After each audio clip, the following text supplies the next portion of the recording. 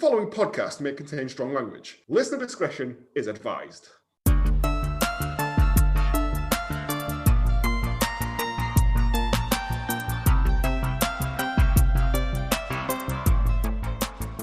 Hello, and welcome to Hallmark of Greatness Guilty Pleasures, the show where we take our guests through the films that they love that are almost universally hated. I'm Joe, and with me as always, using his supernatural powers to smash Old Man Thompson's antique bottle collection, it's Planty! Yeah, absolutely. The only thing I was considering was how I would fall into the 3D verse as I was listening this morning to what Hercules or whatever he's in 3D. Socrates in 3D. That's the worst thing I've in all the years of doing this. That's legitimately the worst thing I've ever. I watched. love the fact that I haven't bought the worst film for the first time in donkey. No. Lady Circus is still up there, but not on me, by the way. No, I know. And joining us all the way from the USA, our favourite cool guy and original Midnight Creeper, is Mr. Pat Vale.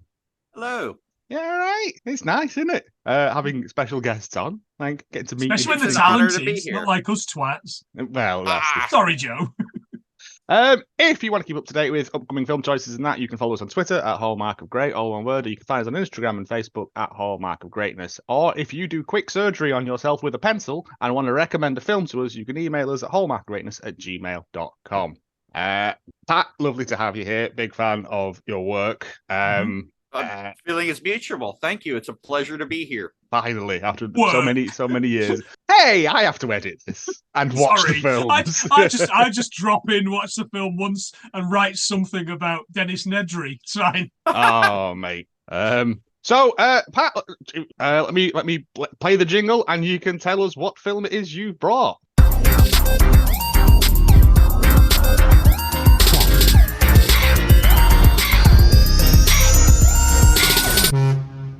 Today we will be discussing Punisher Warzone. Oh, my favorite Marvel movie. Yes, Marvel Knights, the short-lived Marvel production company. That was where they were allowed to be rated R. Yeah, and boy, did they fully lean into that on this.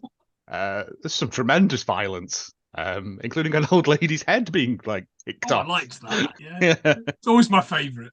2008's Punisher Warzone, starring the late great Ray Stevenson, who died I think earlier this year. But before we get into the bones of the film, it's time. James has left strict instructions again for the machine. Don't fuck this up, Joe.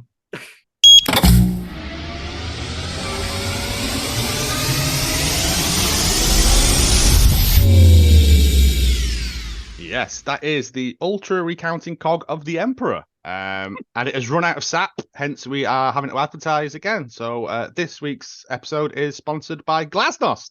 When's your Glasnost day? I don't know what this means.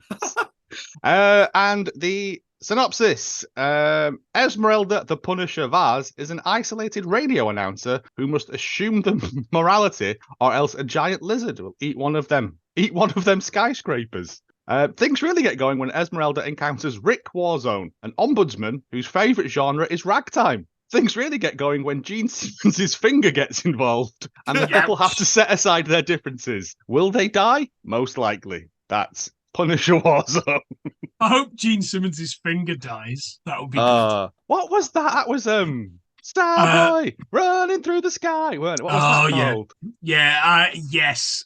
Not with the episode I was on. I always think of Gene Simmons when he's in that thing with the robot spiders that you refuse to let me do, with Tom Selleck. Oh, Runaway. Have you seen that, Pat? Yeah, Runaway. That's a great. I've seen that far too many times as a kid. You've never brought that to the table. I have brought that to the table about 10 times, and every time you go, "We're not doing another Gene Simmons film."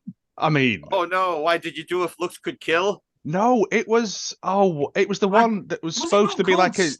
It was supposed to be the launch of like a young sort of James Bond type thing, and he was Gene Simmons, but in drag, like a sort of budget Frankenfurter. Oh, I think that is If Looks Could Kill. It might have had a different title in the UK. Oh. Yeah, it was that one, which in hindsight is a great film now. But at the time, no. The actual synopsis for Punisher Warzone: Frank Castle, known as the Punisher, ruthlessly demolishes organized crime, but it starts an even bigger war. They couldn't even be asked writing a proper synopsis, could they really? The person who was tasked with writing it probably gave up on the film after about 20 minutes. Well, there was from what I was reading, there was a script in place, and then they decided to make it more comic booky. And the guy who wrote the script pulled all his information, everything, pulled the script, and they had to basically go from it again. I will say, I think it's very beautifully shot as well. Yes. It's very, very comic booky in that respect. It is. It's got a lot of that Sin City kind of vibe to it. Yeah, it's the silly black, white, kind of, but nasty, grimy silliness. Black, white, and red is the only main colours you see. There's a lot of good neon in it. Yeah. Oh yeah, there's some really good kind of Batman's 89 neon signs going on. Yeah. Yeah. It's one of the things why I say I really like the film is because of the fact that I understand the problems that one might have with it, but there are so many technical elements of the film that I thought were so unique and odd, especially for 2007-8 when it came out. Yeah, that I was truly taken by the actual direction of it. The colors almost reminded me of something that you would have seen in a 70s Italian horror film, something by Argento or Bava, where it's just kind of beautiful in its own way. If you don't look at what the camera is focusing on, look at anything other than what the camera is focusing on, and it's kind of a beautiful film. If you look at what the camera is focusing on, it's nothing but carnage. Yeah, but it's the Punisher. Pat Bale classing up the joint. I know. Who would have thought? Mate, we should have got him on to do Land Shark. That would have saved that one. There's no saving Land But Shark. it's the Punisher. He is a fairly one-dimensional character. There's not a lot you can do, character work-wise with him. His family was killed. He punishes people now. That's it. That's his whole raison d'etre. There is nothing else that you can do with it. You can't have, Frank Castle goes to, a theme park. Because it's just not. It's just Frank not. Castle goes to Hawaii. Yeah, Frank Castle goes to White Castle. Have him team up with Dazzler. A nice little crossover with Dazzler would be good. Dazzler and the Punisher. I was thinking Ernest, but okay. Ernest goes punishing somewhere cheap. Ernest goes somewhere cheap. Right, let's get into this then. Because this is one of my sort of weird, sort of secretly fun films, just because it's so grotesquely violent, unnecessarily, and the story is wafer thin. But and it's still confusing despite being wafer thin. I mean, yes, and also Dominic West is hamming it up chronic in this. Right, it's the accents in this are what make it. Westy got the memo, didn't he? Let's be honest. Yeah. Well, I think Ray Stevenson did as well, because he's still doing deadpan deliveries of stuff, but he looks bored. And like I said, about 2 microwave meals away from his heart exploding. He's a heavy set man. Yeah, he was definitely more substantial than Thomas Jane. Yes. Or Dolph Lundgren, really. Mm-hmm. Oh God, I forgot the Lundgren one. Yeah, Thomas Jane. Sorry, Pat, go on. Oh, no, please. Thomas Jane refused to come back after they made him shoot his kid, his new girlfriend, and that old couple in the car at the end of that other film. Oh, The Mist. The Mist. Yeah. Oh. I was the only person in the cinema watching The Mist that absolutely burst out laughing at that ending because it was so utterly preposterous. Now I see that I'm a little bit older. I see where I was wrong as a 20-something. No, I did exactly the same with that horror film where everyone's nude at the end and there's just that corpse that floats in, and I was like, this is fucking ridiculous. Hereditary? Yeah, it's bollocks. Yeah, you can put A24 in any old shit these days, and people fucking lap it up. Yep, it's true. Glad to hear someone else say it. Oh, what did we went and watched the week, and there was 4 trailers for A24 films before it, and they were all like, "Oh, it's a spooky clock," and it was like, "Come on, lads! You're not even." Yeah, it's a lamp monster. Well, A24 is interesting because it's kind of like if you surgically extracted anything that would be actually fun or truly, on a basic level horrific. It does seem like people of a certain tax bracket, the things that probably scare them because they're afraid of confronting actually scary things. middle That's class A24. people horror. Yeah, boy. It is. Yeah, it doesn't speak for us, does it, boys? Let's be honest. No. It's the horror of the bourgeoisie. The first one's called They Have Moved In Next Door. Like... Yeah. Oh, perfection. Right, let's get into this. We open with I thought it was like a fairly fun intro of sets you up for what's going on with the film. Is it Castro Cesare? Is some crime lord who's got away got away with his arrest because the only witness has been mown down. And you get like these cuts between someone with a Matrix level of guns in their house, like strapping them on. Also, he makes his own bullets. Is that not very time consuming? Like, questions. What, can you reuse bullets if you keep the case in? Can you then fill them back up and reuse them? Is he just recycling? I don't know, because the hammer would actually dent the shell. The back of the shell would be dented by the hammer, so he would also need to find some way to kind of take a very tiny mallet and whack out the dent. Facts we would only get from someone that lives in America. Let's be honest. This is why I asked. You see, he's got a lot of free time though, Frank, hasn't he? Because he only punishes at night. Like and all his family those. are dead. Well, yeah. And he seems like a light sleeper. He feels like he's not been asleep for about 26 years, to be honest. And at this point, there's no A24 films for him to watch. So. If it were an A24 film, it would have had an existentialist subplot. And we get, and it's the Punisher. And you see him strapping all his guns on. There's a lot of this weird the laser light focusing on random names as well in the credits, which I didn't really understand, but. They were the ones who were difficult to work with. Possibly, yeah. And then we open up, and it's is it Cesare's big mansion? Yeah, sure. He's a guy. He's an old Italian man. Yeah. You insult me with such a flat screwdriver or whatever it was. Yeah. This flat and faithless Manhattan. Yeah. That's the one. But yeah, and we're introduced to Billy the Beaut, Dominic West, who a woman touches his hair and he nearly kills her because that's where we're going with this.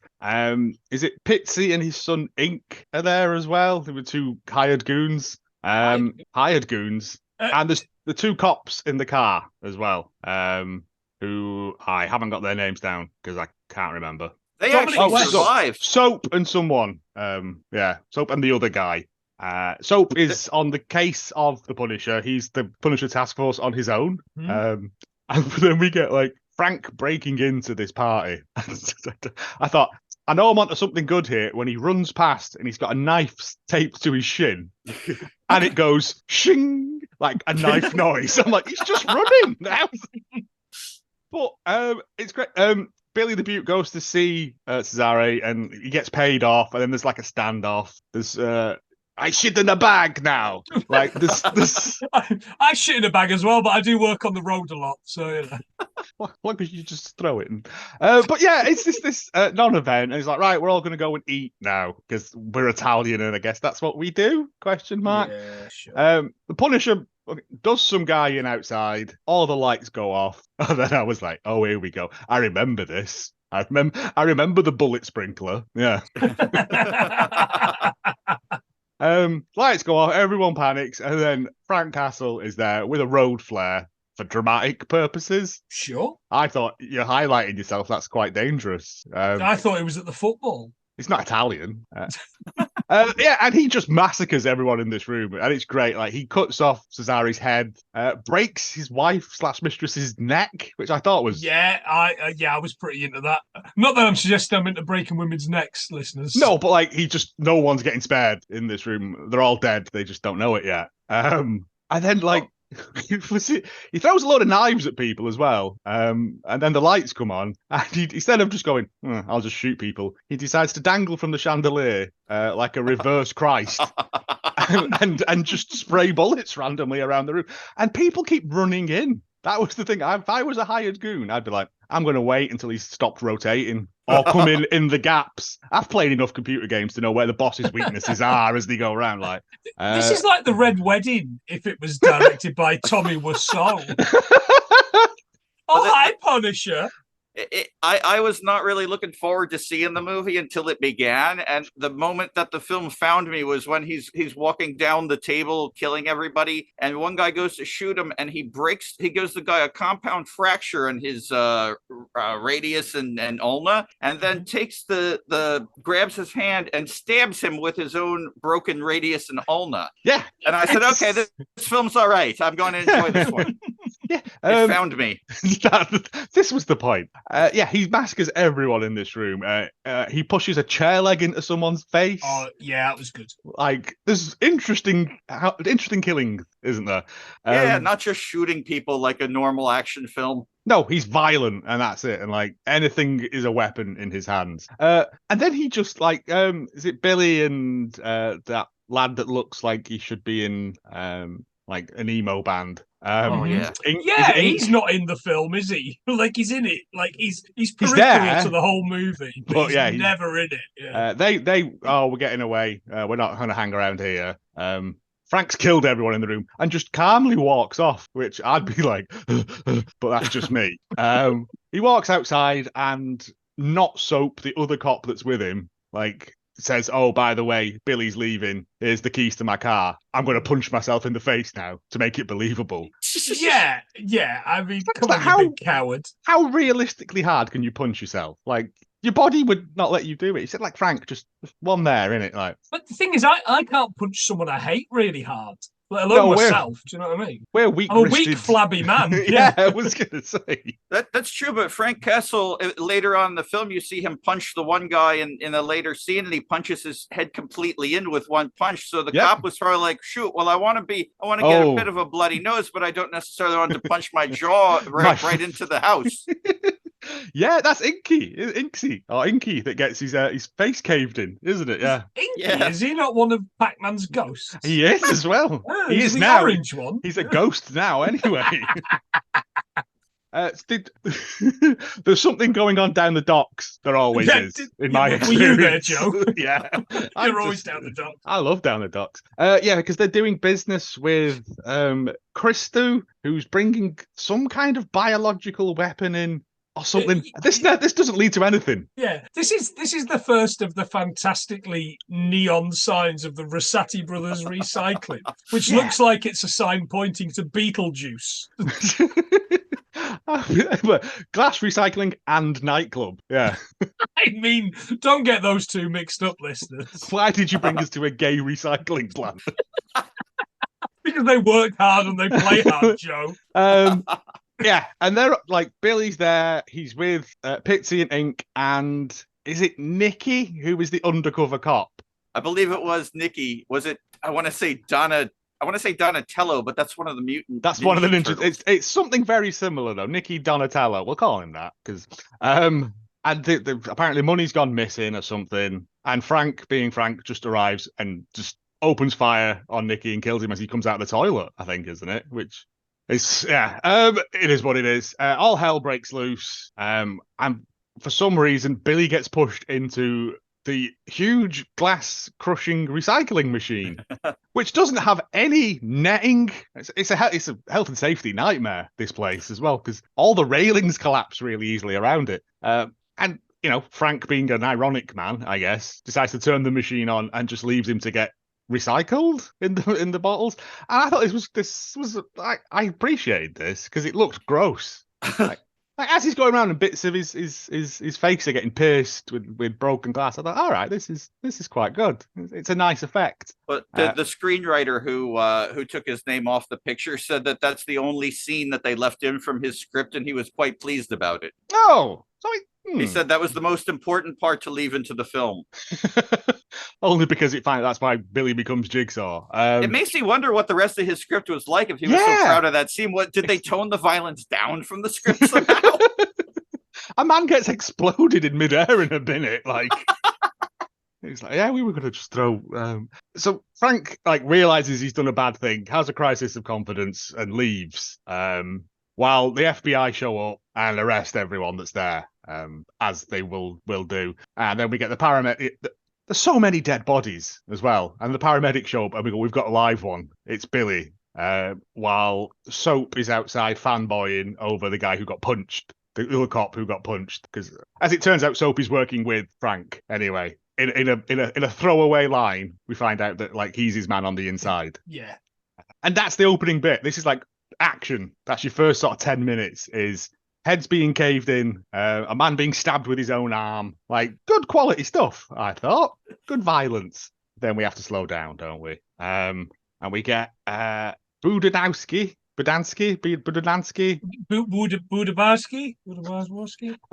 Yeah, he is appointed to the police precinct as an FBI liaison. Mm-hmm. And we get the great line, "You Krispy Kreme motherfuckers." As a Krispy Kreme motherfucker, I was well involved. Better donuts available at your local donut place, listeners. Yeah, or a Granary Bap. That was the product placement of the film.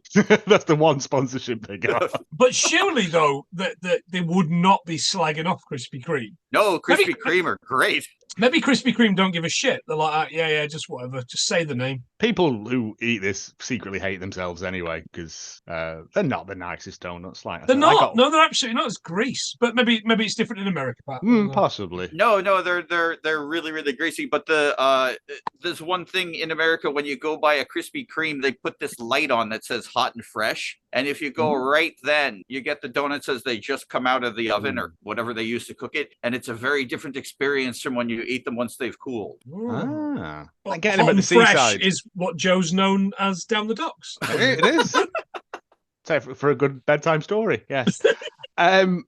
So he's paired up with Soap, who has this. All of the underground of like the basement of the police station is his domain. This whole kind of like go down into the basement with him kind of thing, and you get down there, and he's the lad out of the Weather film, isn't he? He's the lad that saves Dennis Quaid in the Weather film. That film where all the weather. 28 days? No. The day before the day. Yeah, the day before the day after 28 days with Sandra Bullock getting dry. Yeah, that one. Yeah, Two. no, he's his mate. Yeah, there's three of them. There's one that dies, and he's the chonky boy that saves him. He's the big burly. The only bit I remember from that was the helicopter and everyone freezing, and after that, they crash through the big dome of this mall thing as they're walking along, and he saves him, pulls him up through the thing. Anyway, it's him. He looks a bit like Fat Damon, you know, him out of all those films that's married to what's the name? Out of Spider-Man. Yeah. It's been a day. Jesse Plemons. Fat Damon, Jesse Plemons. That's him. He's now teamed up with him to take him down. But as it turns out, like Soap isn't trying to take Castle down. He's secretly feeding him information. Oh, he fucking loves him, doesn't he? Like he's got such a lob on. We get Frank walking through streets into his secret lair, which would appear that any maintenance worker could stumble across this lair because it's just down some subway tracks. Like, it's where Creep lives in that Creep film. You know, the one about the monster that lives in the subway. Oh, yeah. Yeah, that's a pretty good movie. That is a good one. It falls apart in the third act. I remember. It does. Yeah, no, it's really good until it's not. Yeah. It's just that really vivisection scary on the woman. Yeah, that was there. Yeah. And you absolutely know it's true. It's based on a true story because there's homeless Scottish people in London. Yeah, but they're living in the walls, like the people under the stairs. It's, I wish. No, at some point as well, one of the warriors is going to have stumbled into his lair. What, the dead one? In New York, there are people who live down in the subways. There's a great documentary called Dark Days that's actually about that. I don't know that there's so many living there now, but certainly not the same people who were living there then, because I think at the end of Dark Days, they might even close it down or whatnot. But there was a book called The Mole People, and it became a real point of fascination. It was different from a lot of people who were down there. It was different from normal homeless people. It was sort of like people who just wanted to cast off society and live down there. And the most revered man among that group was the one who figured out how to hook up electricity. They built a almost little tiny underground city there. Yeah, it's very neat, but no Punisher, unfortunately. That Dark Days is a very good documentary because it is just, there's like a tiny village down there and everyone sort of pulls their weight and it's like a very unique sort of thing. And then I think at the end of it, the police or the city come in and just mow it all down. Obviously, Rudy Giuliani murdered them all, as we well know.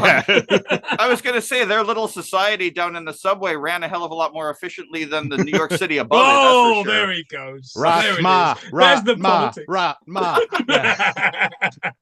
But yeah, he's there in his industrial zone style setup with his walls of guns. His tap that he hasn't gone out and bought a washer to fix annoyed me, but I'm assuming he's not paid for water. And we were introduced to Wayne Knight, Microchip, who was bought him a load of guns from was it a Virginia gun show, because you don't need to do background checks at a gun show.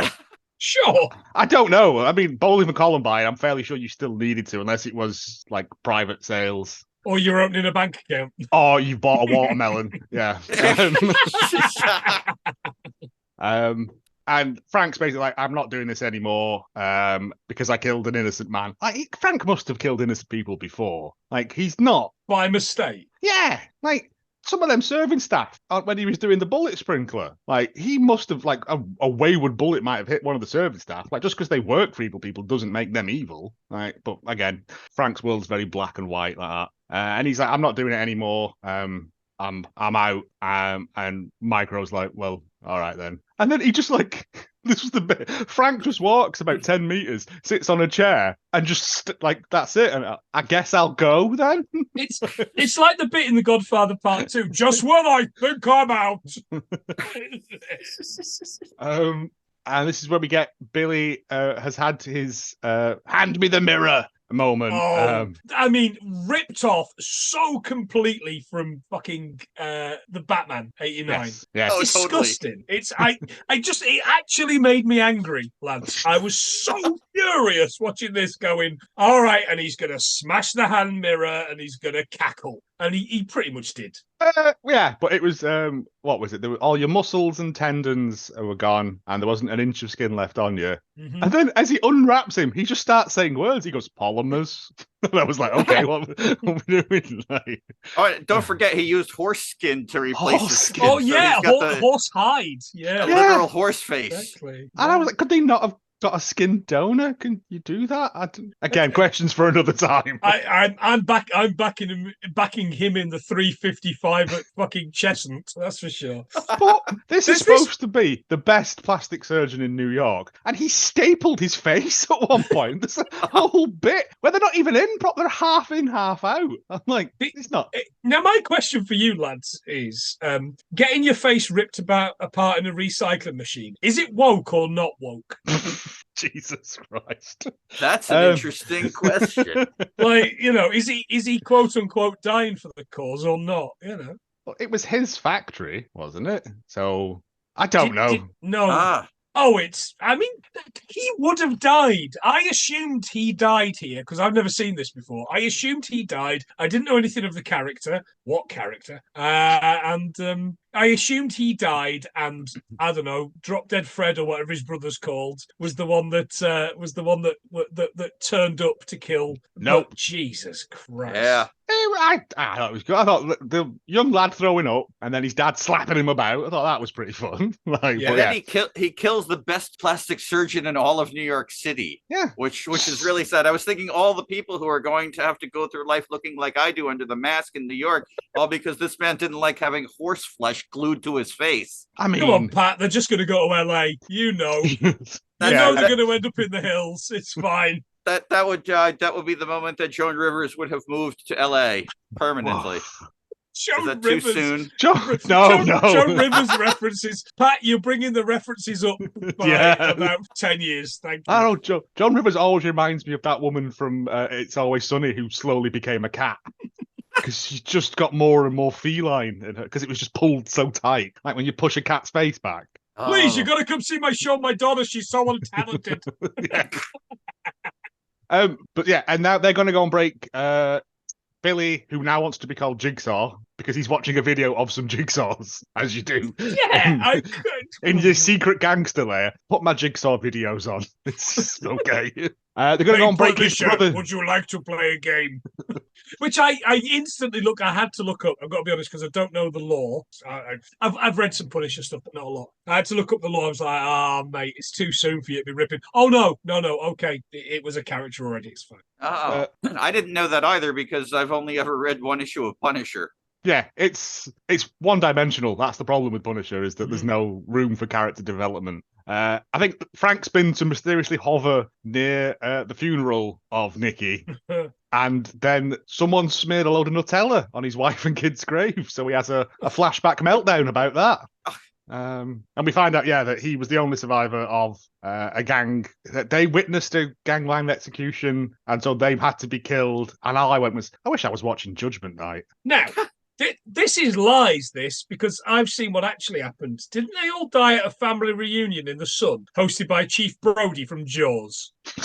I'm sure that's what happens. Not this cheap shit smeared fucking Vaseline on the thing while they're having a picnic. A couple of like Scotch eggs and some shite sausage rolls at a picnic. Picnics are always terrible. Yeah, let's get the worst food and eat it on the floor. I'm all right, thanks. God invented chairs for a reason. But that's true. Too many insects usually as well. Yeah. Get wasps flying around you. And ants appear. It's how you get ants. Yeah. Is that how you want to go? They're going to go and pick up James, or Looney Bin Jim, as Ink refers to him, and Jigsaw nearly kills him in the back of the car. I was like, this man, I quite like the bit in the asylum, like where the guy's going in, and he gives him his pills, and then he just sits and eats like applesauce in front of him. Yeah, like RoboCop. Some kind of Fat Paddington. Yeah. Fat Paddington's my wrestler name. The doctor comes in, they kill the doctor, and then they release Jim, who like eviscerates this fat lad and eats his kidneys, which I thought was cracking. And the young lad is not happy with this again either. I was like, mate, you work for a crime boss. You've seen some stuff. This is tip of the iceberg, I'm guessing. But now the gang's all back together. Looney Bin Jim, Jigsaw, and the other two guys. I've got non-union Tony Soprano. He looks like this fucking makeup is atrocious, by the way, on Jigsaw. But he still doesn't look any worse than De Niro's Frankenstein's monster. Yeah, in that Frankenstein movie. It almost looked like there were elements of Mason Verger from Hannibal that they had incorporated into it really, that character feels like the screenwriter was like, man, wouldn't it be good if Mason Verger was able to walk around and shoot and stab people? And that seems to be the entirety of the depth of the planning for the Jigsaw character in this film. Well, apparently it took 2 hours to put the makeup on and an hour to remove. And I'm like, that's not enough time. Like, that's literally, they're just gluing the mask to him and then peeling it off. Yeah. I thought the big spooky red eye was quite good.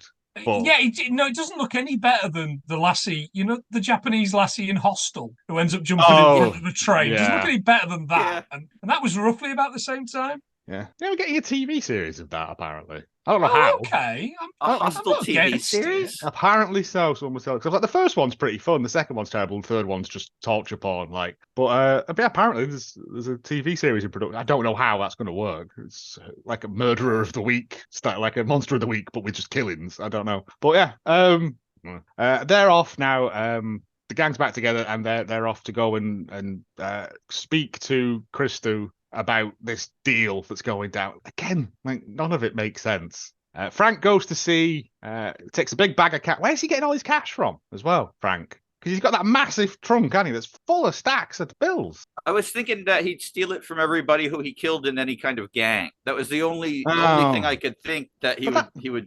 But that makes him no better than them, though. I was going to say, shouldn't he shoot himself? Because he's a thief now, too. Yeah. The enemy of my enemy. Yes. But he goes to see her, and her daughter is just outside on the porch at night. So this is good parenting. And she's apparently looking at some leaves. She's just got a load of leaves on the table. It's like, just another fun New York evening of leaf staring.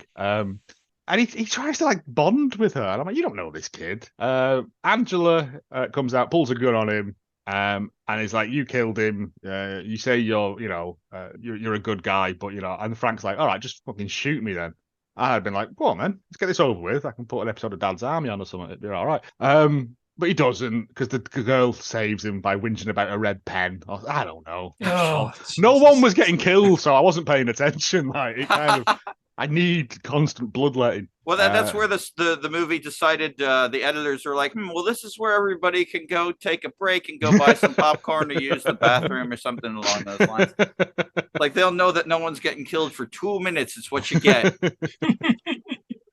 But she refuses the money and tells him to fuck off, basically. And he's like, it's not for you, it's for your daughter. And I was like, I could have taken the money, you know. Let the child decide. Yeah. So many Polly Pockets. If nothing else, it's a fantastically expensive looking bag. It's one of those big leather ones. Do you know what I mean? Those leather halters. I've always wanted one of those. I can't afford one of those, let alone one full of cash. How much was that filled cost? with cash? That's extra.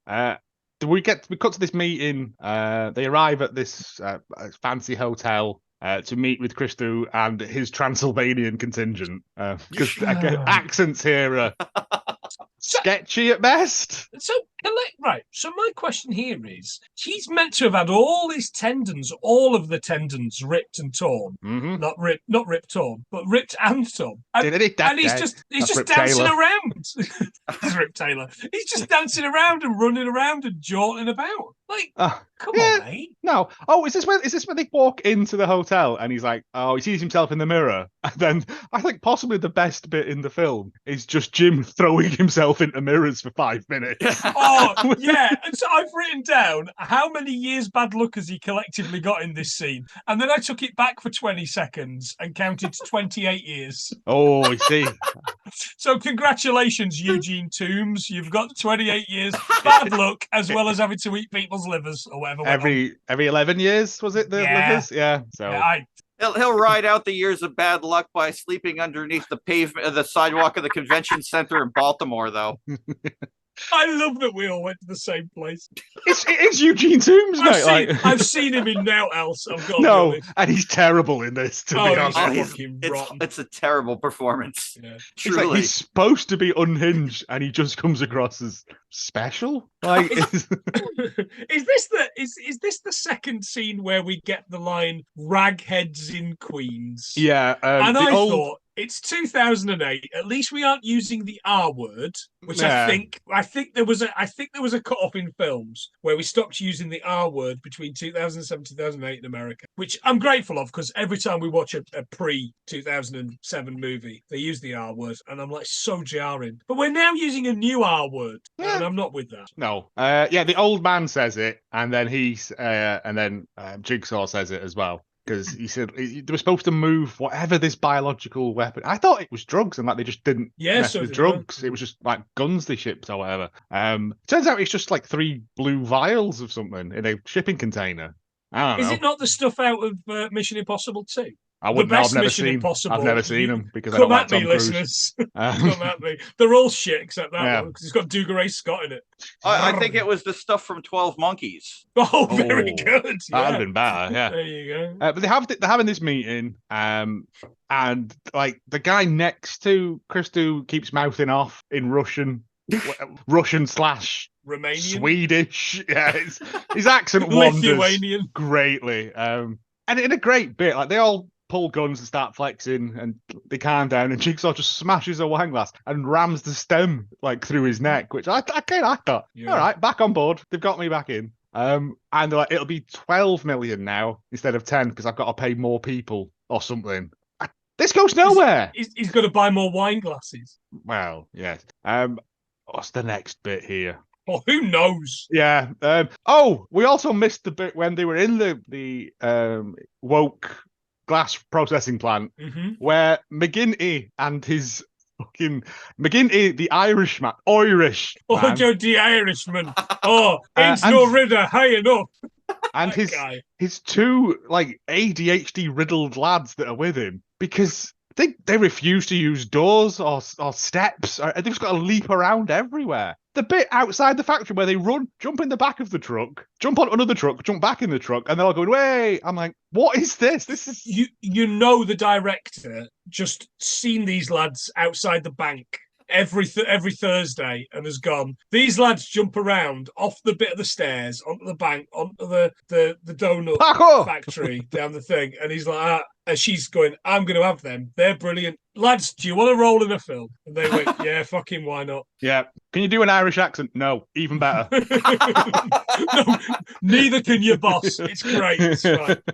Yeah, but they're introduced to it, and I think this is where they find we're introduced to what's he called? The Latin King guy. Frank's following someone. who's doing like a gun buyback system from gangs or something. Is this the Nobody Fucks with the Jesus bit? Oh no, that's a different film. Yes. That's a film I wish I was watching. Yeah, he follows him. He goes into Micro's apartment, and then it's like, no, I want to say he's called Angel or something. But I didn't get his name. That guy. Yeah, that guy who's in it and then gets axed, and then that's Yeah. his line. He's a terrible lackey as well, because he's just spinning a child round and gets killed. Like, it's poor work. Is this the bit? Because again, I can't keep track because I did my notes when I was a couple of beers. Is this the bit where when we're in Microchip's office and he's like, Punisher, we've got a Punisher here. See, nobody cares. Nice Kevlar vest. What are you trying to look like, a superhero? Stop. No. Oh, it's not the only one I've got, listeners. Wayne Knight has been in other things, you know.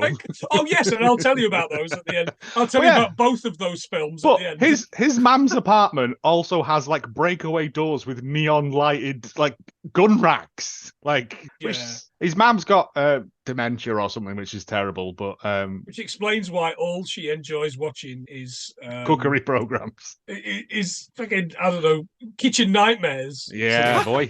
But then there's no excuse for me and Joe, is there? Mate, Bar Rescue's where it's at, son. Yeah. Oh, absolutely. I spent a couple months binging Kitchen Nightmares years ago. I haven't had television since 1996. So once I think it was on Hulu, and I said, "Oh, I'm going to watch one or two of these." The first I ever saw was this Amy's Baking Company episode. Yes. And I said, "Oh, is every episode like this?" So I for the young Joan Rivers, yeah. That was, yeah. I still I live in fear of ever going into a restaurant, sitting down, looking up, and seeing Amy and Sammy Buzaglo ready to serve me.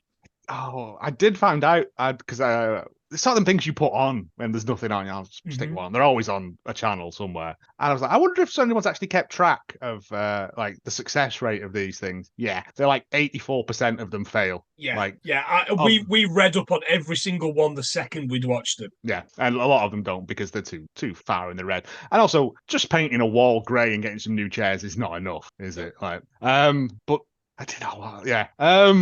So they're like, Frank, they're going to go after the FBI lad's wife and kid next. And he's like, I'm not doing it. I'm going on holiday. And like he leaves and then comes back in what I think was supposed to be a fun bit, but it just made Frank look like he forgot what he was doing. He's like, oh, I left my keys. Sorry. Yeah. He just comes back in. And he goes to, that is where they find out that McGinty and his jumping lads are going to, they're going to roll a convenience store. How much money is in a convenience store? Like, but they brutally murder the guy that runs it. He's got like a big, Warhammer 40k serrated sword in his head. All the while he's going, I shouldn't even be here today. I was trying to figure out exactly what that was that they had used to kill him. There's that establishing shot of him leaning against the wall with that thing in his head. And I was like, is that an axe? Is it a machete? What am I looking at? I couldn't even focus on it. It was a half machete, but it had a serrated back to it. So you can chop through the undergrowth and saw some wood. It was the new metal machete. Yeah, it was a Mad Max weapon, wasn't it? Really, it was. I thought they'd ripped off the thing that you cut the paper in the office. They'd ripped that off. Oh, going around walloping people with that. Yeah. Oh, The Boys this week, actually. Yeah. Oh, spoiled that for me, thanks. What? Because there's a guillotine in it. Let them eat whatever compound V. That's all it is. I would like to think that they did a little like mid-air barrel roll flip while holding the thing as they got it into the fella's head. Oh, there's a mid-air death coming up. Oh yeah. No, when they come in like to rob the till, one of them runs in, does a flip, the other one throws the big sword at him, and he catches it in mid-air. And you're like, punch it, shoot him. Like, it's so unnecessary. But as they're leaving, the police are arriving, and they're going, hey, climbing up the fire escape and leaping about very slowly. Like, isn't parkour supposed to be the fastest way of getting from point A to point B? And these, not to be rude, look like they've shit their pants. They're not moving fast at all. Though, no. Do you? Stop running about on the roof. Like, you're not the Crow.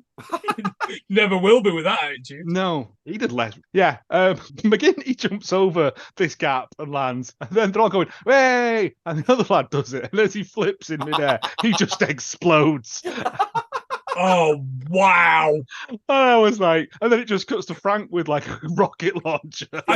I'm not kidding. I screamed laughing at this. It's brilliant.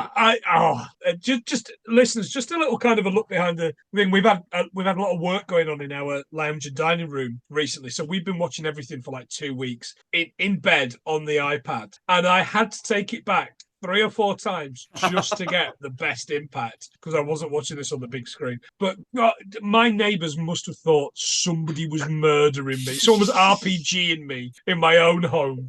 It was brilliant. I had such a time. It's great. And again, apparently in the director's commentary for it, it's because every film had parkour in it at that point, like because it was the cool thing. And so they thought, well, let's just kill them in the most creative way possible.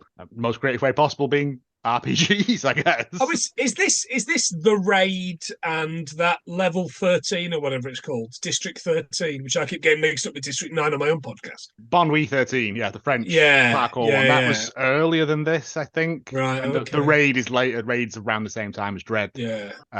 So no, Bonwy 13 is great. The second one's not so much, but yeah. And then he shoots the other guy in the head, and then he just kneecaps McGinty. And I was like, sweet, this is great. And he goes over to him and he's like, where, what are they doing? And again, this Irish accent. Something for something, to be sure. It's God almighty. Frank Carson. That living there. Frank Carson had shot him. Yeah, he shot him for having a lousy Irish accent. I mean, Ray Stevenson is the one bona fide Irishman in the film, and they make him talk like he's an American. Yeah, but he doesn't speak till about 45 minutes in, anyway. No. But it's and then as because Soap and Budanowski are like following him on the CB radio. Yeah, it's about time these pricks turned up. They're called the Punisher Task Force. It's been like 50 minutes and they've not been in the movie. Come on, lads. Well, what are you up Soap's to? just getting hammered in that bar, isn't he? Yeah. And then, but yeah, they show up there, and as the car pulls up, again, this great bit of McGinty's body landed on them spikes. And I was like, oh, that's good. And then Frank, like, knees him in the head on the way down, and it's like, it's great. It's a Sonic the Hedgehog death. We've all fallen on those spikes in Sonic the Hedgehog. Yeah, but then not had a giant man snap my neck. I think that's kind of the beauty of the film is something happens to somebody that would ordinarily be fatal, and you're like, oh, wow. And then something happens to them right after that while you're in the middle of saying, oh, wow, that you're like, are you kidding me? Frank has no problem desecrating a corpse. No! It's what he lives for. And he's on his way to Angela's house. Ashes. Angela's Ashes. Angela's Ashes. Better film. Top of the morning. Less deaths in this than there is in Angela's Ashes. Well, yeah. Question mark. Jeez, keep it light. Yeah, he's on his way there, and he's running because he doesn't have like a Punisher mobile or like a Punisher wing or anything. It's just him toddling. He's not even got like a push bike or a skateboard or anything. It's just him running everywhere. And as he's running, judging by all the fucking cop cars in America that have got Punisher-related stuff on, he's got a cop car. You'd think, wouldn't you? Quote-unquote Blue Lives Matter. No, they don't. No more than anyone else's. But yeah, he's on his way there, and him and Budanowski have this fight in the alleyway, which is pretty good. I was like, it's fun. Nothing really comes of it because Castle just beats the piss out of him and then tries to drown him in a puddle, which I thought was unusual and cruel. Then realizes that he can't because he's a cop. He looks at so many business cards in his FBI wallet as well. There's a load of them in there. What? Who are you handing them out to? When he's undercover, he can pretend to be anything he wants. He's got one business card for every occupation. No, they weren't. They all had Paul Budanowski, FBI guy. Like, they were just like, who? Unless you're putting him in them pots to try and get a free meal in a bar or whatever. But yeah, he has a fight, and then Budanowski handcuffs him, and he's like, "You need to let me go, because otherwise Angela's going to die. They're all over there. It's all right. We've sent someone over." And the Keystone Cops arrive. They're smashing up the place, looking for this money that they've lost. I think it was like 20 grand, which isn't that much, really. Well, in 2005 money, it went further in New York. So now he's handcuffed to him. Is it a buddy comedy? Which one of them's Charles Grodin? No, because don't ever touch a Punisher's radio. Very good. But they're not, no, because in the next scene, he's in the back of the cop car, not handcuffed and to he's him. not. Yeah. And he could have just got out of that car at any point and like tucked and rolled. Because He's just got more of that Eugene Toombs sweating his way out of things, I think. This is going on. But there's also the doll massacre that occurs during this sequence that I found quite striking, and I never noticed before when I'd ever watched it. Is the one fellow just shooting the head off of each doll right down the line as he's lined up though. Like he must have gone in and gone, "This will be good, lads. Watch." It's so bizarre. Oh, my dolls, my antique dolls. Not even antique dolls are safe in this film. Yeah. Everything gets killed in this movie. He's throwing plates around. Looney Bin Jim living up to his kind of name of smashing stuff up. The cops arrive. It's like Jim is covered in blood, like because of the headbutting the mirrors and stuff before. And the cop goes, "Is everything all right?" "No, come in." And then they just get murdered. Like he bashes one of them in with a bat, and there's like a weird sword accident on the other one. I'm like, this is stupid. They pull up outside. Soap, Budanowski, and the Punisher in the thing. Budanowski goes in, immediately gets caught. Like terrible FBI guy, because he just walks in with his gun and then goes, "Oh, yeah, here I am," and he sits down at the table. Soap, Castle convinces Soap to let him out, and he goes in to help him. They do all this stuff. They open the safe and there's nothing in there. They smash some more stuff up, and then. He punches in, this is where he punches that lad's face in. Yeah. As Castle comes in, because he's making noises outside like Assassin's Creed. Go and check it out. Yeah. Don't ever go and check it out. That is the wages of being emo being paid right there. Yeah, he gets his face punched in, and then he like shotguns Pitsy's head off as well, which I thought was a trifle necessary. Best bit about that when I rewatched it though, Castle is clearly holding a mannequin when he shoots it. Yes. It's because he walks off and the doll sort of like and he's off again. Like everyone's safe. There's a shootout with Jigsaw and thing, and they get arrested. Which I thought, well, this is ended quickly. Mm-hmm. Great, I could put something else on. No, they go and do a deal with the cops to hand over Christu. And for information about the Punisher or his associates or something. I don't know. Frank decides to take Thingy's kid and daughter into his industrial zone from the Crystal Maze style lair to protect them / give them Legionnaire's disease. But then he has to leave for some reason, and he gets the other guy to come, the guy that from before that nobody remembers. The gun buyback guy whose name we didn't get. He appears and does now. We get this very long scene of Punisher playing with a snow globe as well with this girl. And I'm like, I don't want the Punisher having heartfelt moments with children.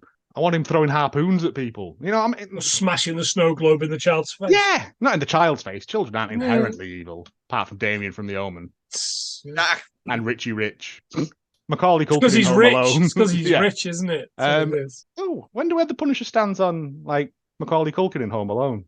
Or Macaulay Culkin in The Good Son. In The Good Son, wasn't a good son, was he? He was a bad son. Yeah, he would have. That's the whole point. Man. I think that the Punisher would have disapproved of Macaulay Culkin in The Good Son, and he would have approved of Macaulay Culkin in Home Alone. But he would have told them that he should have killed Daniel Stern and Joe Pesci, and not just killed them simply, killed them very convolutedly. He should have fallen on them once they were on top of some spikes, just to finish them off. Oh. But would he also have sent some bees to kill Macaulay Culkin That's in Defendor with the bees. Oh, I also, speaking of falling on people, I forgot when he's infiltrating the glass factory, he's got a tiny crossbow that he shoots. And then he just lands on that guy backwards. It's tremendous. Looks like the crossbow a small D&D character would be able to use. Yes! I just forgot that bit where he just like, all my technical tricks and skills. Just fucking land on him, mate. It's great. Christ. So they've sold out the Transylvanian people, and he's given him a file on the whereabouts of Micro, like his address and aliases and all this jazz, which they then go and kidnap him. We get this very long scene of them in a car talking about what they're going to do now and how they're going to, they're going to raise an army to take out the Punisher, which is like we're rushing into the last bits of the film now because the only good bit is the end sequence. Like, and they're going to raise the army by offering free college tuition to all of the gangs of the 5 boroughs. Which it's basically what the U.S. Army promised, isn't it? Like it's because even when he's doing the speech, the flag in the background and stuff, it's very Meanwhile, Rishi Sunak's freezing the bank accounts of people that won't go to war for him. Yeah. I mean, yeah. Great. Keep it light. Well, it's not my fault. I'm not the Prime Minister of Britain. He gets 3 gangs. He gets the Black Gang, the Asian Gang, and the Irish Gang? Question mark? Yeah, the Caucasian Gang, let's say. Because I was like, are they skinheads, racists? No, they're Irish. The Westies. That was the New York gang of repute, but they were long gone by 2005. They were more 60s or 80s. To be fair, he could have just stumbled into a Dropkick Murphys concert, couldn't he? Like, it's true. So he's recruiting all them, and they're going to hold up in this building and lure Castle in because they've kidnapped Microchip and they go and kill that guy. I'm going to ask you a question, and if you don't yeah, don't get me started on that. It was pretty fun. It was stupid, but it was fun. Yeah, but it's like people that say Pacific. Yeah, I'm gonna be Pacific about this. Shut up, moron. Yeah, or nuclear. It's pronounced nuclear. I lived in New York. There is this very common view of the New York City accent that it'll be like, I'm gonna ask you guys later, you know, and in reality, I don't think I ever heard anyone say that they were going to ask anyone anything. Guys is real though. Use guys. Yeah, but I like use guys. Hey, use guys. Use guys is everywhere here. Yeah, that's even translated within 150 miles of New York City. Use guys has traveled to be a colloquialism. Oh, yeah. I think I would say use guys if I lived in America, even if that's not how I talk, which it isn't. No, but it's fun to say as well. It's better than y'all, isn't it? I think it's better than y'all. I prefer use guys than y'all. What Northerners you said y'all, right? Northerners always say y'all. When they're trying to make fun of Southerners, but that's not really how it goes. It was the way that you had just said it with y'all. Y'all. It's just one syllable. It's actually down in the South, but up in New York, when somebody wants to make fun of Southerners, say y'all. For the first time in my life, I'm talking proper, Joe. Isn't that nice? Yeah. You don't use good words like what we do. Not use big words like what they do down south. Let's finish this and then we can do more Please. about it.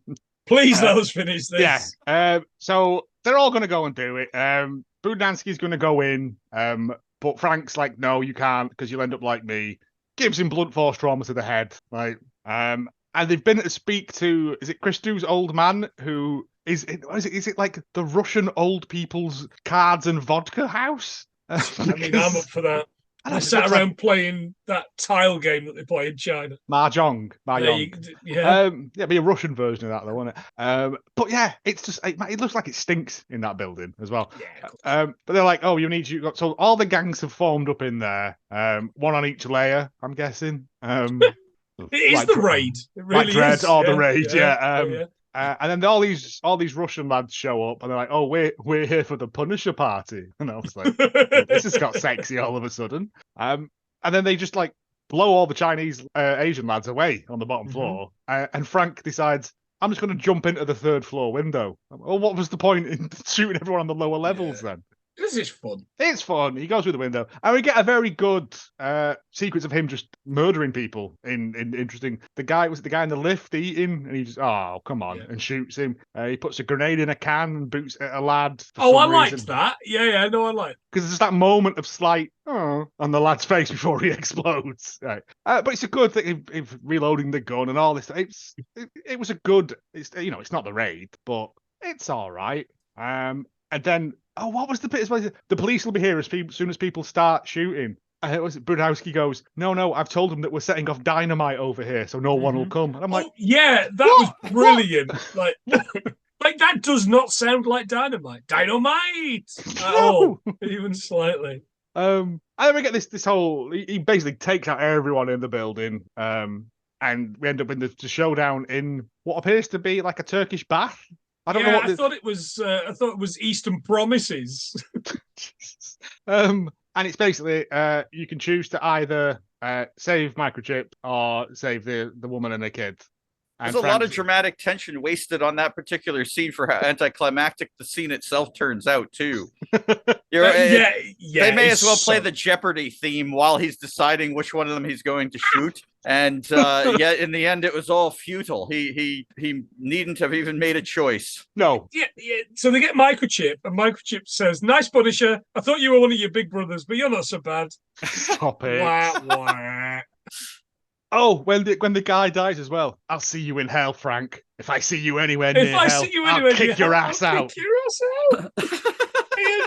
You don't have that power, good. Frank.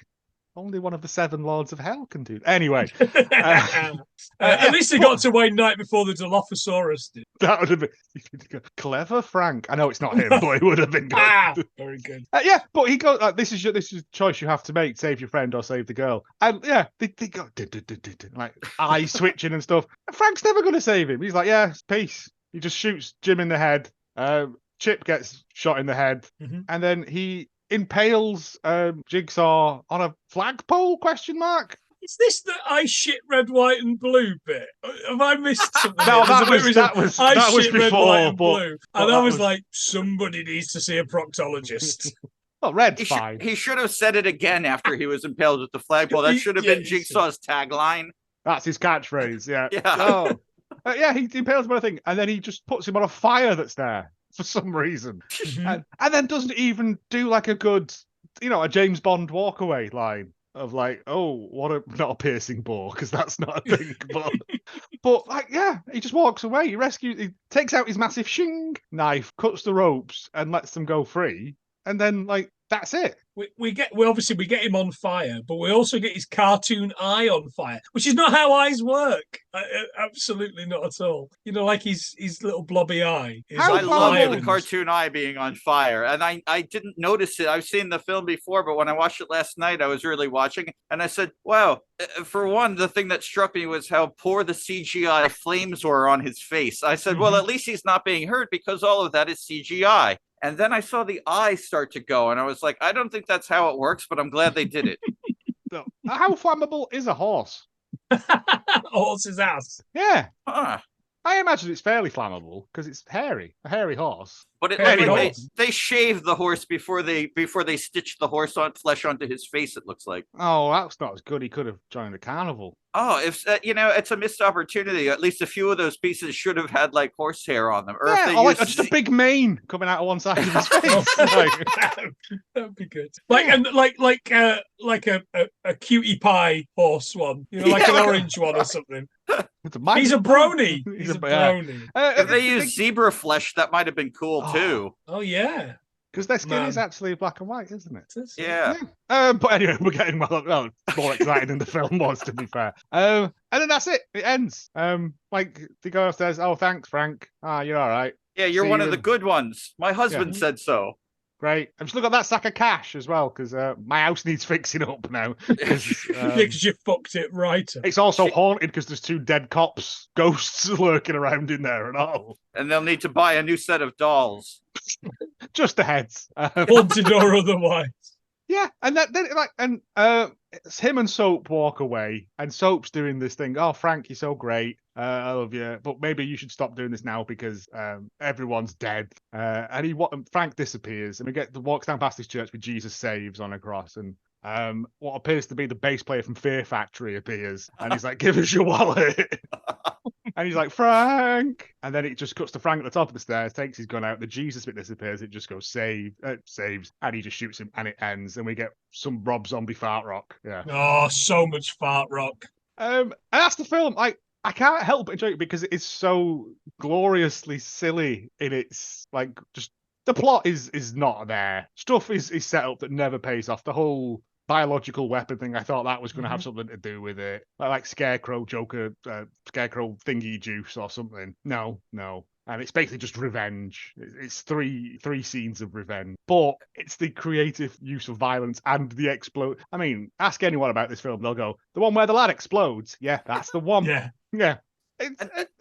it's odd that there was no car chase. There's so many things that are just like, it would be easy to just dismiss this as a standard, lazy kind of generic action film, but they removed so many elements of the standard, lazy, generic action film and incorporated ridiculous gore and violence, like beyond the pale. As I sat and watched it in the theater, as I think there was one sequence in there that I missed last night as I was watching it somehow, but he talks to a priest at one point. Oh, yes. And the priest is like, what about God? And he's like, sometimes I wish I could just kill God too, or whatever it is that he had said. And I thought to myself, someone's got to come and shoot the priest. Somebody's got to, I'm going through as I'm watching the film in the theater when it first came out, and I'm thinking, who survived? Because they should have been killed too. And I'm thinking, how would they have been killed if they had killed them? Since there's hundreds of deaths in this movie, how much of New York is even left alive after the film is over is the question. You can't kill a priest. There's a kind of brilliance to it. What I had said at the time was to friends of mine, I'd said, for all this talk of grindhouse films, because the Rodriguez Tarantino grindhouse movie had just come out prior, and I said, this is a grindhouse film. This was made with such little care. It's fully exploitative. There is no attempt to have a redeeming quality. They did not want to impress a critic with this movie. They wanted to just go all out and just throw in the good parts and shave away all else, logic be damned. And at that, I said, this is a 2005. If there was a grindhouse in 2005, this is exactly the sort of film that would be there. It's not trying to be brilliant. It's just almost so crass that it becomes accidentally notable. Yeah, it is. It's a beautiful film. It's unlike anything else Marvel have done and will ever do again. This is never happening again. No, because even the Punisher TV series is there's bits in it, but it's nowhere near as gross as this is. And I'd like to live in the alternate timeline where this did really well and all Captain America, all of that was in this same vein of, Steve Rogers just panging people with his shield and their arms and legs coming off. I think it'd be a more interesting world. But this, if I'm ever given 3 wishes, one of them will be for that world to be reality. Your scores, Planty. 2 dead Nedrys, I guess. Pat? I'd have to give this one a perfect score because it's a perfect object. It truly is. There is no. This film doesn't care. It's a film that legitimately does not care what anyone else thinks. It's going out and it knows that it will grind you up in a glass recycling facility. It will shoot you. It will stab you. It will stomp on your head after you've been impaled. It will light you on fire so that flames shoot out of your eyes. It doesn't care what you think. It's like the Liger of cinema, where it's not afraid of anything because it knows that it has nothing but the ability to kill quickly on its mind. Therefore, your opinion means nothing. And that's so I can't even rate it. That this film defies judgment. Actually, yeah, it's the reason why some people society would decide you're going to jail for punishment for your crimes, and other people they're just like, well, you're not going to listen no matter what, so we're just going to lock you away forever. Punisher is that sort of film, and it will kill everybody on the way to its cell. Yeah, okay. It would make a great double bill with Rambo 4. Oh yes, absolutely. Yeah. Oh, this film is murder by cop, isn't it? Suicide by cop. Suicide by cop is what this film is. We might have to do a body count season where we just do films with just exploitatively huge body counts. Not how many people did get killed in? I mean, just the final battle sequence alone, which it really feels like watching a video game that someone else is just really good at that you're watching play. I believe on the thing I found, the actual body count is something along the lines of 91 people that Frank directly kills. That's not including other, but pretty good considering it's 2008, not 1988. Yeah, it's really just bizarre. The fact that the film got made, that somebody and the director, so Lexi Alexander, the director, she was primarily a stunt coordinator who had toured with the live Mortal Kombat show. She had played one of the characters in the Mortal Kombat live show, and it was, of all things, her immigration sponsor, I read, was Chuck Norris. He became her immigration sponsor to get her to the US and told her, you should actually study filmmaking. So this film is just as a result of a suggestion by Chuck Norris to somebody that he was sponsoring to become an American citizen. He looked at her and said, "You are a person who appreciates violence enough to become an American. Therefore, I'm sponsoring you." No Chuck Norris, bad Chuck Norris in your bed. Is there anything that man can do? He can tell a kid he's got AIDS. Right, well, before let's get into then the actual facts section.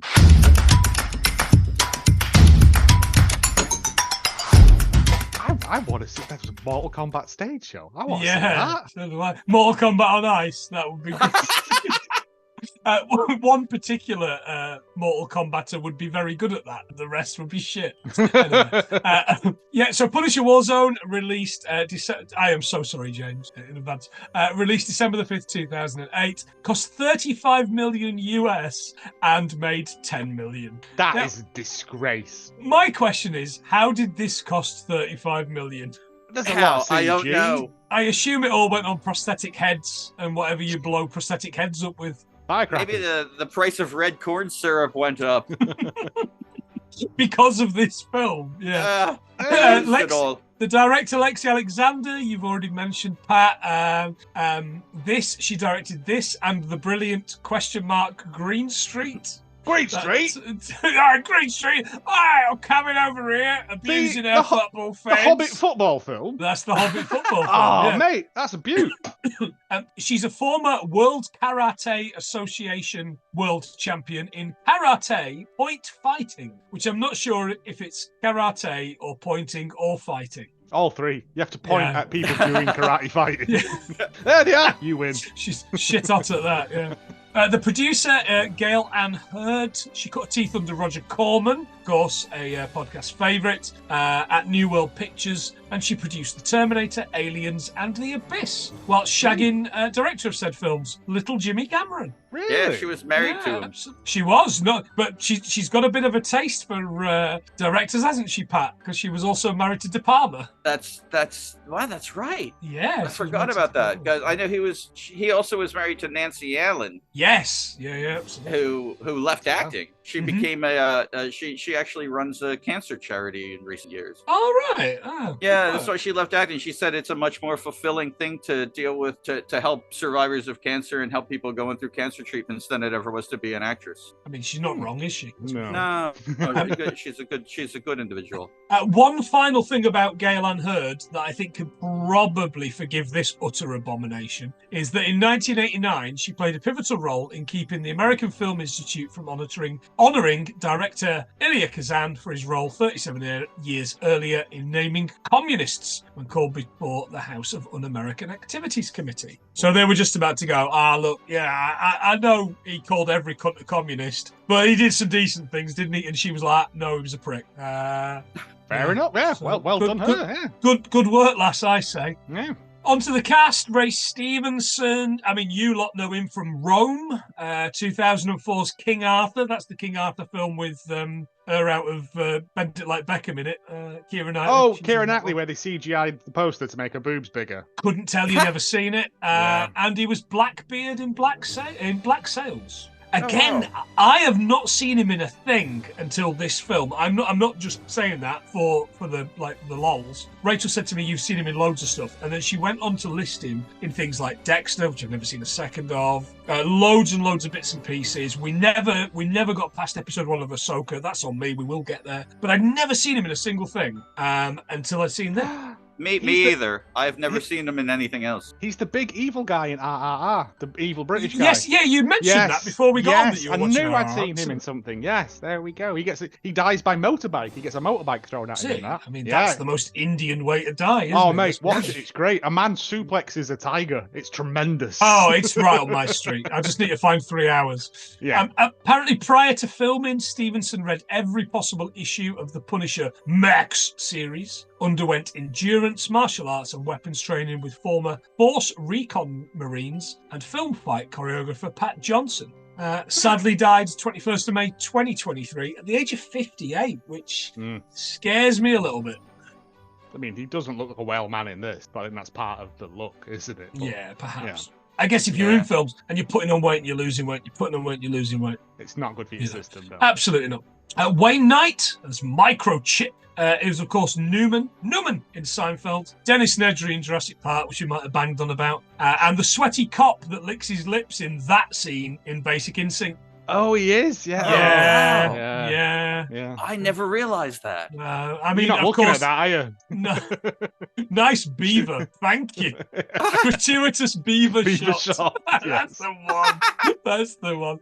I mean, I absolutely probably should have gone with the love interest in Third Rock from the Sun, but I didn't for some reason. God, yeah. Wow, he did get about, didn't he? Yeah, But he's only ever going to be... that's all he's ever going to be known for. Yeah. Absolutely, yeah. I always thought about, I mean, this obviously fat kid problems, about ruining that bit of pie by putting shaving foam on it in Jurassic Park. You know, when he's proving it's the thing. Yeah. I was a fat kid and I'm a fat man, so you know it is what it is. I always thought it was whipped like aerosol cream, but it's shaving foam. No, it's as we discovered in when we did Jurassic Park, like our 6th episode, I think, on our podcast. Barbasol is a famous. Anyway. Oh, in fact. Oh, fucking, he's off. Yep, he's had enough. He's knocked the podcast on the head. I didn't realise it was that easy, Joe. You can just leave whenever you want. There you go. Barbasol. Wow. There you go. If he unscrews the bottom of that now and it's full of dinosaur embryos, I'm going to lose my shit. It's your fault. Let's give it a look. No, it's sadly. Oh, it's good prop comedy on an audio only. It's fine. Thing. It's good. No, I like it. Colin Salmon, Bond's mate in all the worst Bond films of the late 90s and early 2000s. He gets laser netted in that first Resident Evil film. Oh, he's the yes. Yeah, that's pretty good. You shouldn't be here. Yeah. But it really is just ripping off the much better film Cube, which surely is going to be a favourite of anyone listening to this podcast. That's a really cool movie. Yeah, I knew Pat would have an opinion on Cube. The first one's very good, and then Cube 2.0 is shit, and Cube Infinite is. Yeah. Expecting that to get a fucking like a reboot soon. Interesting fact about Colin Salmon: he's not actually a fish. No, he doesn't have to swim upstream to breed either. Yeah. Tasty roe though, very tasty. Oh. And finally, Dominic West as Billy the Butte Rissotti, and Jigsaw. No, not that one. He was McNulty in The Wire.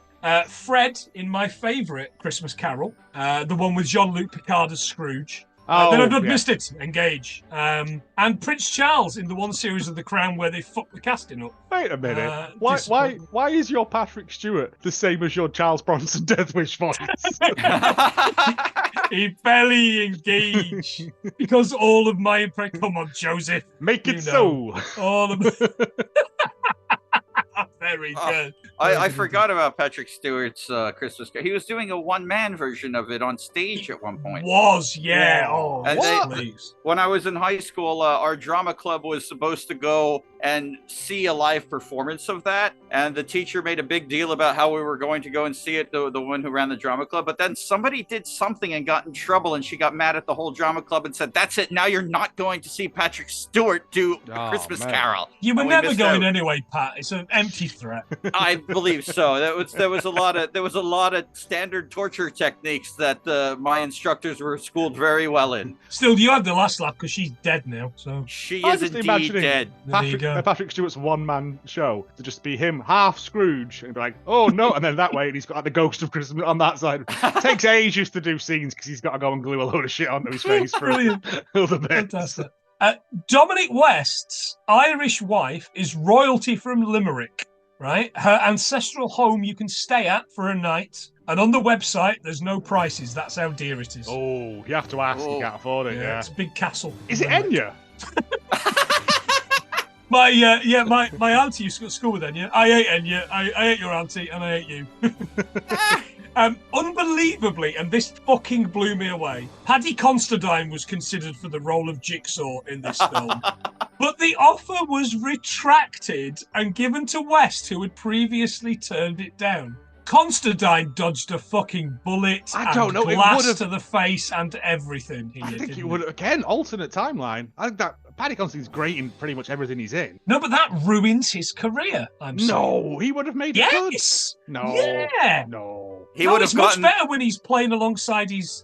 I mean, in this film, he's playing alongside his mental brother. In my favourite Paddy Considine film, he's playing against his dead brother. Yeah. Dead Man's Shoes. Dead Man's Shoes. Yes. If you've not seen Dead Man's Shoes, Pat, you must. I haven't seen that. You must. Fantastic. Filmed in the part of Derbyshire I grew up in as well. Make sure you're cool. in a good place before you put it on, because it's bleak. Yeah, it's grim. It's really, really grim. Yeah, but it's great. What a great director Shane Meadows is. And he does a lot of Nottinghamshire, Derbyshire casting. So everyone that's in the films. For the first time in my entire life, when I was 22, I was hearing accents that I'd grown up with and that I had, and our accents were in films for the first time, because our accents are never in films. So there you go. Anyway, look, enough. I bang on about all of them. Which is not to be confused with Punisher Warzone, which I should be hearing accents that I've been around for most of my life, living so close to New York City, and yet I did not hear one authentic New York City accent in the whole film. You got Billy's Italian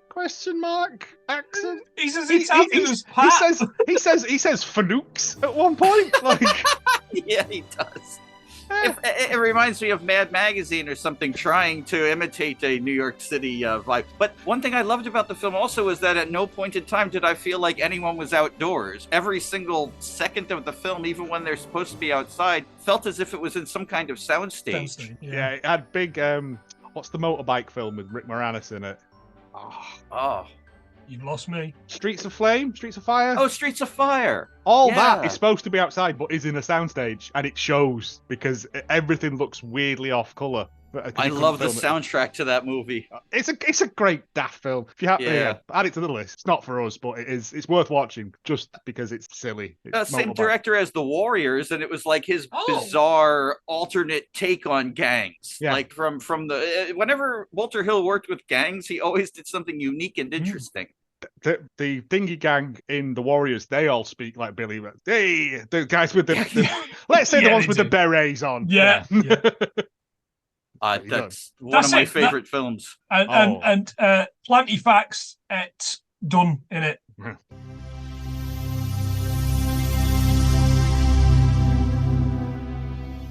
Reviews for this are overwhelmingly positive, to be fair, because I think people, like you said, Pat, it's like people know what it is. It's unashamedly wears its heart on its sleeve. Well, wears someone else's heart on its sleeve.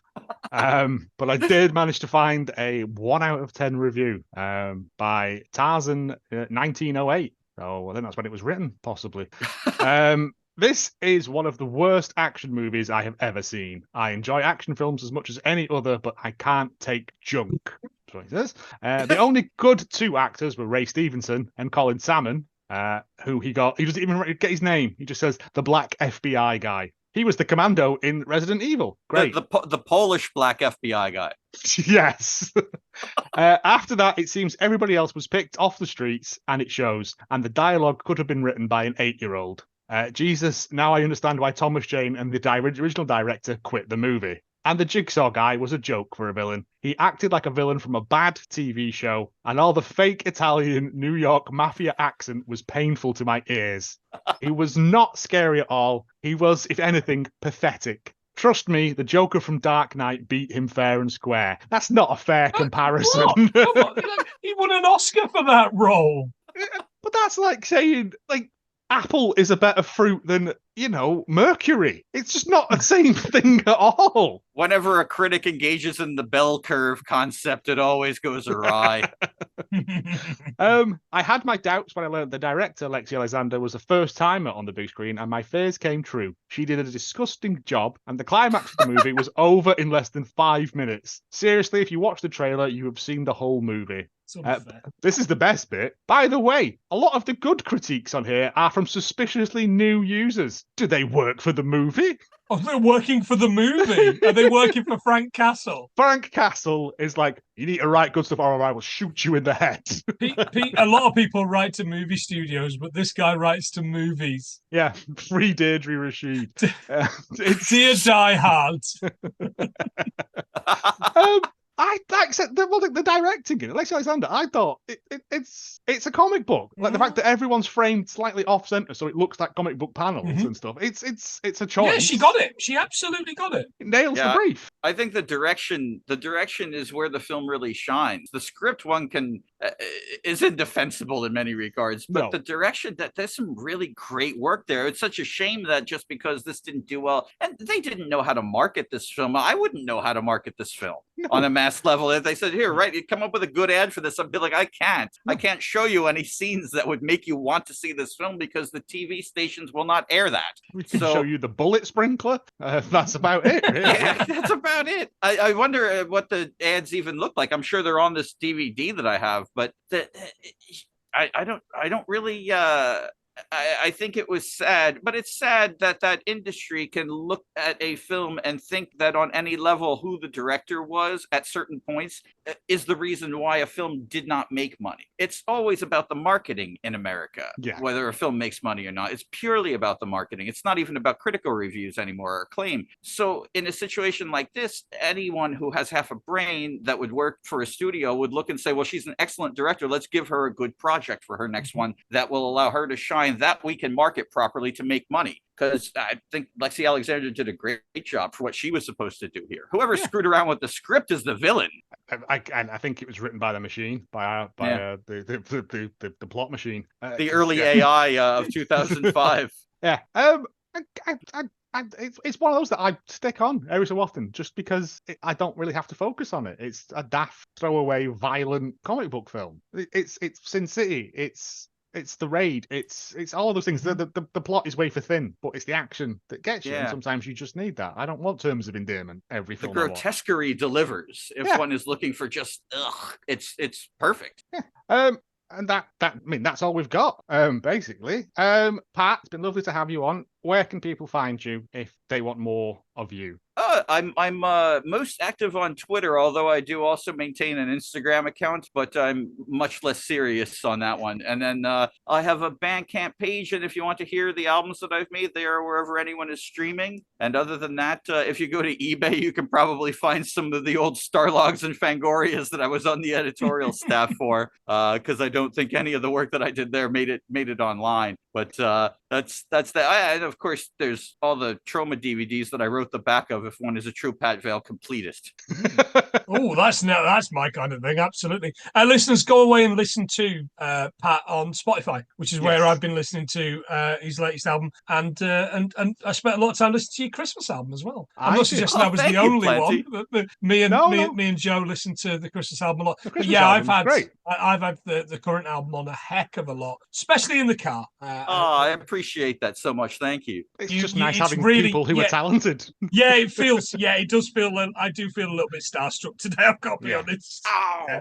No, it's like I saw the picture that you had sent me with the air freshener of the cat that was above. Colin. I've got an air freshener of Colin Robinson in the car, and Pat's CD on in the background. Yeah, I screenshotted that, and I actually on Father's Day, when I was visiting my father, I showed him. I'm like, look, I'm being listened to in Europe right now. Technically not since Brexit, but okay.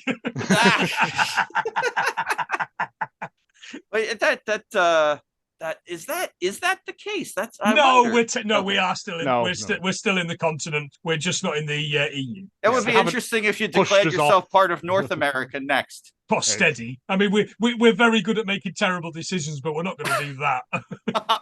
It's the last thing I need. Yeah. In conclusion, we are just former colonies, you know. Yeah. Sure. Who was I talking about this today? And it's like he doesn't understand that like America has like federal laws and then state laws. He went, it doesn't make sense. And I went, eh. Oh, and there's also town laws too. I said, and I think there's like county law. Yeah. There's no basis for a system of government. Moisten bins throwing salads they say at people. That they say it's a free country, but I don't know. I think it's rather expensive myself. It's not free town though, is it? Yeah. Well, there are certain towns here that I say to myself, one town not far from where I currently reside had a law on the books that you were not allowed to swear within the city limits. And this is even going into the 2000s. They never took that off. So for fun, everybody would just go drive up to that town and just make sure that the second that they were crossing the state line, a torrent of swearing would begin from everybody in the car. And you can feel like that's like Billy the Kid in the 21st century. We were the true outlaws.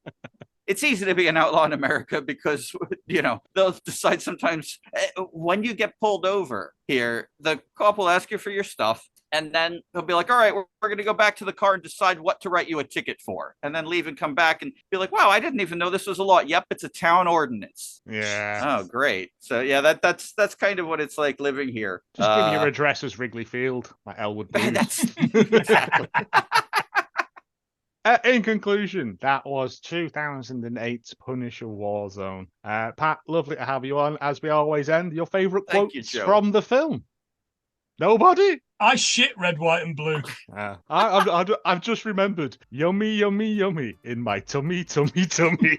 Oh. That castle's a slippery one. I guess I'd have to go with Frank. Goodbye, boys and girls. Ta-ra.